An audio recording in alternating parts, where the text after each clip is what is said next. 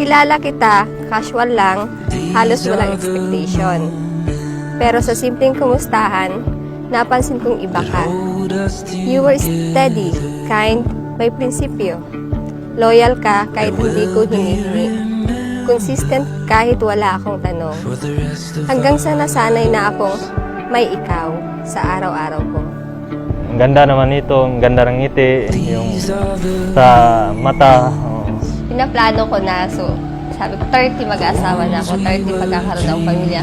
So ito, totoong nangyari, 30 talaga ako mag-uumpisa para magkaroon ng family. Yun na, yung best friend nyo, yung pamangkin nyo, pinsan nyo, ito na, ikakasal na. Happy wedding! Salamat sa mama papa ko.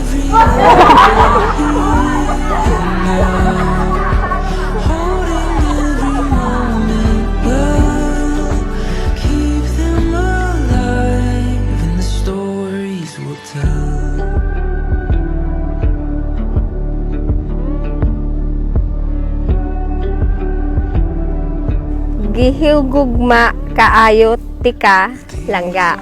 Hindi ko rin maintindihan eh. Tagalog ko para maintindihan ko yung ano ko, mahal na mahal kita. Langga. Ang maganda nyo kasi, hindi ko na parang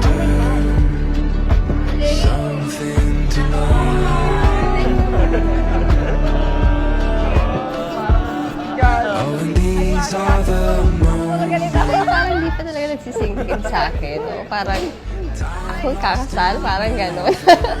So yun, hindi pa talaga totally siya 100% na ano ko na, nafe-feel. Parang, baka mamaya pag nasa church na. Hinihintay kong araw na maging bagong yugto ng buhay.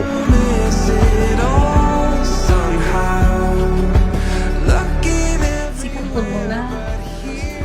Ara mo na dahil maano ang pamilya mo. Sikapon mo yan. Naunsa na ako sa inyo.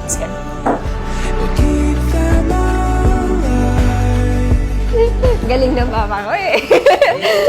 Thank you kasi sinuportahan niyo ako dito kahit na ganito yung ano natin. Oh my God! Ayoko na! Basta thank you. Ayoko kasi umiyak. Thank you, thank you, thank you. If I have to answer that question up to this time in my life, malalaman mo na siya na yung taong itinalaga ng Diyos para sa'yo if that person allows you to grow. Salamat langga sa pagsuporta sa mga pangarap ko. Sa pag-cheer sa aking business, sa life at sa lahat.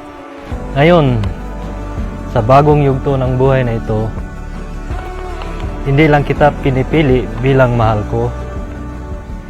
Pinipili kitang maging kakampi ko, kaagapay ko, at kasama ko habang buhay. Walang araw na pinaramdam mong hindi ako mahalaga.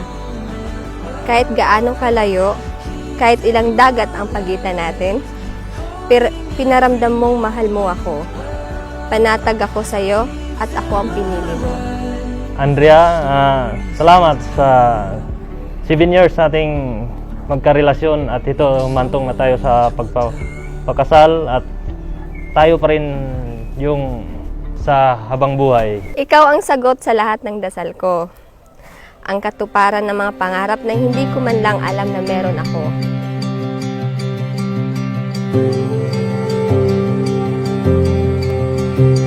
Pangako kong mamahalin kita, hindi lang dahil ikaw ang pangarap ko, kundi dahil ikaw ang tahanan ko.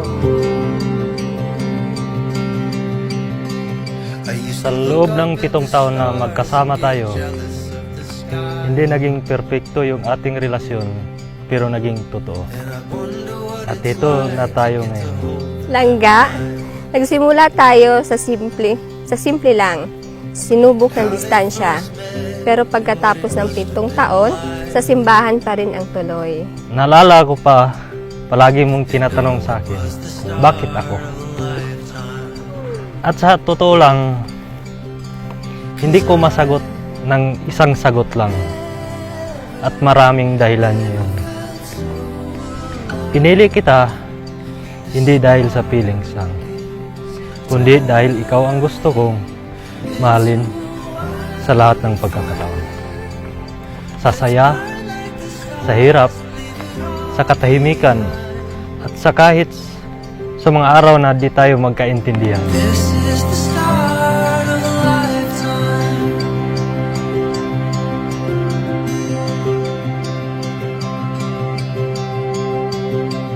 I used to think the moon must be out of his mind. God will not promise you a smooth sailing journey sa wedding, sa buhay mag-asawa.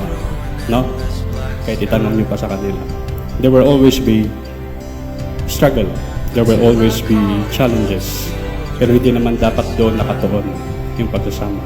Duman tayo sa hindi man perfecto, pero ito, totoo talaga na mangyayari at magkikita tayo mamaya. I love you, Andrea Jun. Salamat sa pagpapatunay na kahit malayo, walang imposible kapag totoo ang puso. Ipinangako ko na hindi ako magsasawang piliin ka araw-araw. Kahit sa mga panahong mahirap.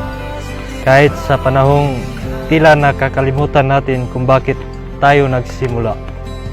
At doon ko na-realize, hindi pala kailangan ng fairy tale para maramdaman ang forever. Sapat na yung tapat at totoo mong pagmamahal.